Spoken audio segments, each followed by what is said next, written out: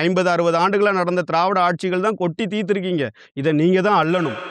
அனல் மின் நிலையங்கள் உலகத்திலே எங்கும் இல்லாத அளவிற்கு 1 கிலோமீட்டர் சுற்றளவிலேயே 3 அனல் மின் நிலையம் இந்த தூத்துக்குடி மாநகருக்குள்ள இருக்கு. கடந்த 30 ஆண்டுகளாக செயல்படுற தமிழ்நாடு அரசின் உள்ள அனல் மின் நிலையத்திலிருந்து பல லட்சம் கோடி டன் சாம்பல் கழிவுகளை இன்னைக்கு கடல் பரப்புல கொட்டிருக்கு. பிளாயா காட்டுவாங்க பாருங்க, இது சட்டத்துக்கு புறம்பான விஷயம். இப்படி கடல்ல எந்த கழிவுகளையுமே இந்த இடத்துல கொட்டக்கூடாது. இந்த வீடியோல நீங்க இப்ப பாப்பீங்க, 2 பேர் நடந்து போவாங்க.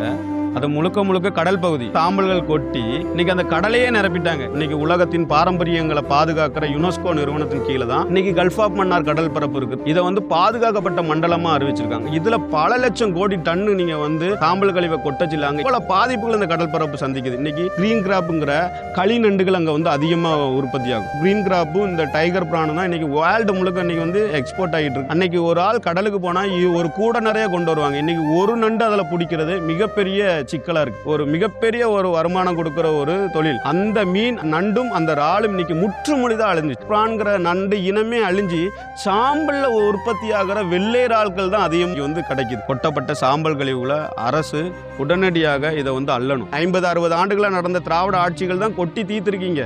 இதை நீங்க தான் அள்ளணும். பகுதியை மீட்டுருவாக்கம் பண்ணணும். இன்னைக்கு தூத்துக்குடி மக்களோட முதன்மையான கோரிக்கையா இருக்கு. இந்த மாதிரி இன்ட்ரெஸ்டிங்கான அடுத்தடுத்த அப்டேட்ஸ்க்கு நம்ம தூத்துக்குடிக்காரன் பேஜை ஃபாலோ பண்ணிக்கோங்க.